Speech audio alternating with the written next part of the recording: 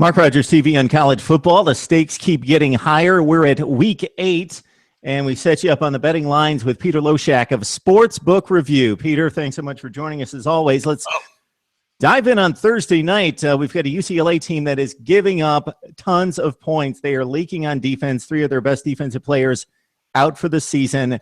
What surprised me about the Cal performance a couple of weeks ago at Utah is that Jared Goff threw 5 interceptions. They still came within 6 points despite the turnovers. So we got a Cal team that's gaining respect at UCLA, but the Bruins are still the favorite. Yeah, I mean, Cal in general recently has been a very good road team against the spread. They've covered 7 out of the last 8 road games, and obviously all the injuries with UCLA is huge. So I would lean Cal getting 4 or so, but it's UCLA also usually wins and covers at home against Cal, and they do have they're super talented despite all the injuries. And anytime you have a quarterback like Josh Rosen, if he has a huge game, UCLA will win and cover. So this one's probably gonna be a pass for me. The line just looks dead on, and there's a lot of unknowns that could go either way, as we often see in the Pac-12. Hey, Peter, let's go out to the ACC where we don't have any huge games, but in terms of the Coastal Division in particular, those waters are pretty muddled when it comes to Georgia Tech, Pitt, North Carolina, just a number of teams that could win the division. Of course, Georgia Tech, the preseason favorite on hard times. We got Clemson taking on Miami, the Canes with a rough season to a certain extent. And if you look at their schedule coming up, Al Golden could be in trouble in 4 or 5 weeks because they don't have any breaks coming up. They did put up their best performance on the road against Florida State. They come home, they take on Clemson. Clemson, just about a touchdown favorite. Yeah, this is another one where I was kind of, it's obviously feels like a strong spot for Clemson. If it had been like 3 or less, which it actually was on the opener. Clemson opened very early at -3 and then got very, very quickly bet up. And I think at -3 I would have taken Clemson, but at 5.5, 6, 6.5, it's getting a little too high. I mean, Miami is not a perfect team, but they're definitely very solid on both sides of the ball. Could definitely keep it close. And we saw what happened with Clemson against Louisville. I do have a small lean though to the under at 55. I would bet that, but I wouldn't go crazy with it. But I would bet that. And as far as the side, I think that the line where it is right now is about right. Although I would have bet Clemson if I could have gotten the opener at 3, which I definitely didn't. With Georgia Tech off to an 0-4 start in the ACC, surprisingly, Duke and Pitt kind of own that division, and it sets up really nicely with their undefeated starts in conference play. Duke goes on the road to Virginia Tech. Michael Brewer back in the fold at quarterback for the Hokies. Yeah, this is a tricky one. Duke is off of the bye. I actually pretty much, I quite like Virginia Tech here. It makes me a little bit uncomfortable to say because I might wind up looking stupid. The line's gotten bet down, right? It opened at about 3.5 market wide.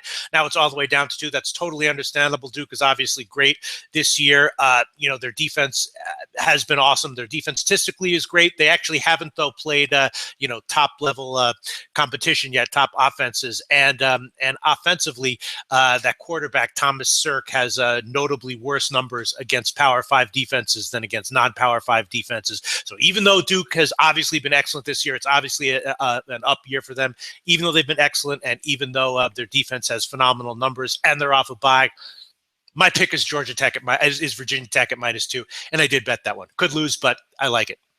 One other game in the ACC that kind of intrigues me, should have been a big game, was supposed to be a big game. Georgia Tech, the aforementioned 0-4 start. Florida State continues to slip by opponents, and they are undefeated at this point. Probably had their most impressive effort against Louisville last week where they pulled away in the 4th quarter. But this we see it every couple weeks where it appears as though a game cannot be lost by a particular opponent against what was a quality opponent. And I think that this could be a bit of a trap here. Florida State at Georgia Tech, about a 5.5 point favorite is what I've got for the Seminoles.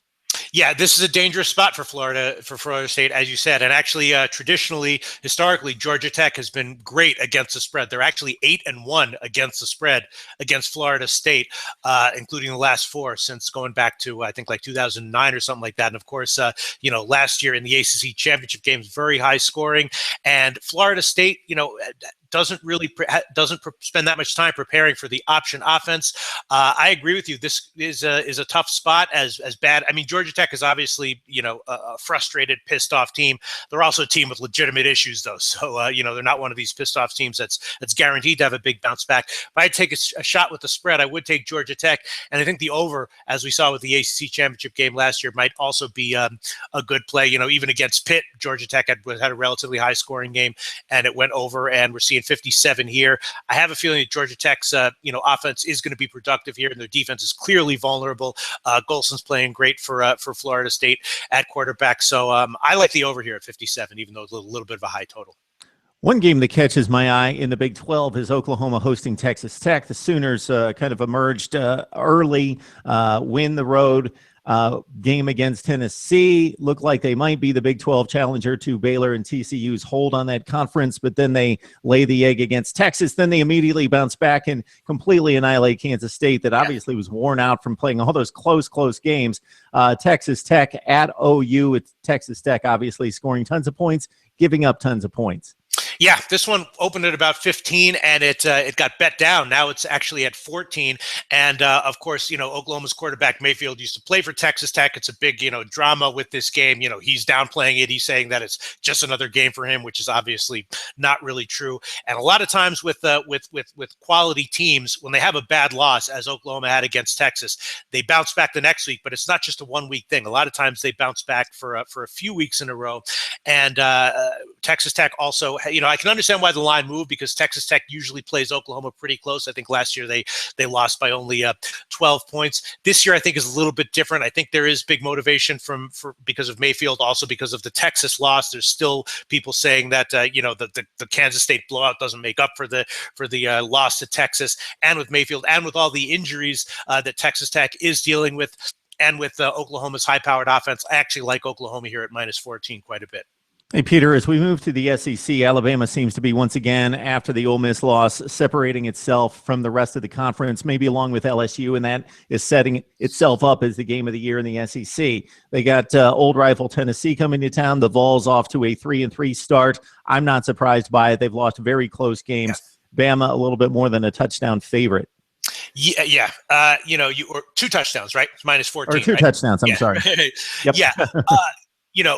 Alabama obviously outclasses Tennessee, but, you could make a very good case for taking Tennessee plus all those points, and I wouldn't, talk you out of it. Also, if Alabama, as we saw last year, Alabama got up to a big lead against Tennessee, and then actually wound up not covering because they kind of, let Tennessee back into it late. The exact same thing could happen here with Tennessee being off of a bye. They get a backdoor cover, Alabama, with the 2 touchdowns. The same thing could happen as last year. This game is going to be a pass for me. I also, the total looks about right on to me. As you know, I've had a pretty good read on Alabama totals, and this one looks dead on. The side and the total look good to me. And, it's going to be a pass. Someone else might have a good read on a bet here, but I'm not seeing it as of yet. Ole Miss played one of those games last week. Interesting matchup in that you take one of the elite from the group of 5, taking on maybe a second tier from the Power 5, and Ole Miss gets out to a 14-0 lead and then gets blown away by Memphis. They come back home. They take on Texas A&M, who's hurting from the big showdown with Alabama, where they were completely outclassed as well. And Ole Miss is about a 5.5 point favorite.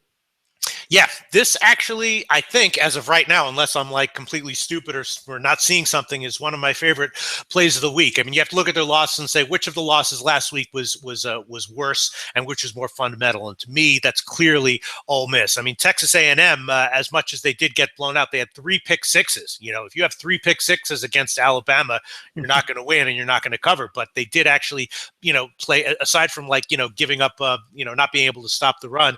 Their defense was actually okay, and I think that Texas A&M is built to win shootouts. There's a lot of injuries for Mississippi, on defense and on the offensive line, and I'd bet Texas A&M at +6 pretty big, and it's 5.5 right now, and feels like one of the best plays of the week to me. I really like Texas A&M here to cover. Hey, Peter, the crazy line of the week, not in terms of Vegas not knowing what it's doing, but in terms of just the standard person looking at a game and saying, USC 3-3, Utah 6-0. They're getting first place votes. They're going to the Coliseum, which hasn't necessarily been a great home field advantage. And USC is the favorite over what could arguably be one of the 4 best teams in the country.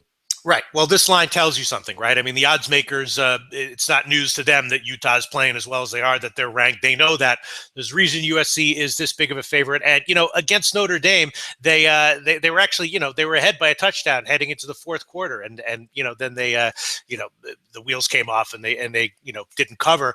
But they didn't considering everything, the injuries they were dealing with and the coaching issues, they actually played pretty well.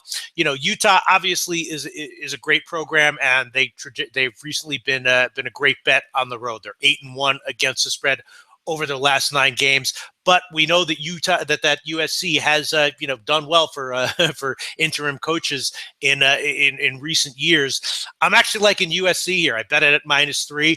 If USC continues to underwhelm, then it wouldn't be a surprise if Utah gets another win. But I think the line is where it is for a reason.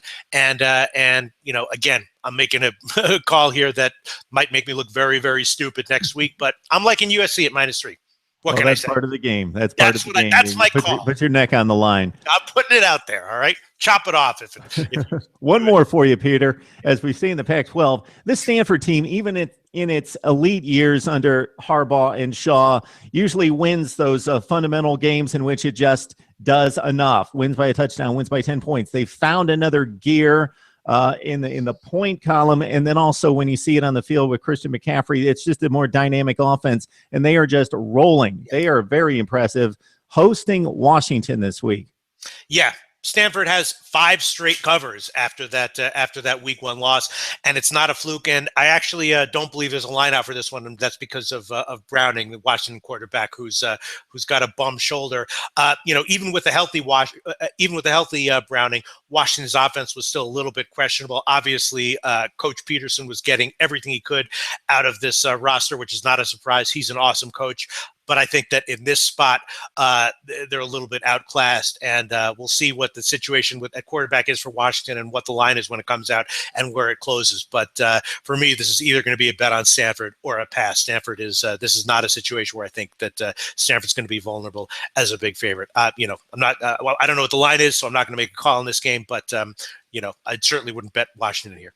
All right, it's week 8 in college football. Check out Peter's continuing information as the angles and the point spreads change throughout the week on Sportsbook Review. Peter, always enjoy it. Thank you. Thanks so much.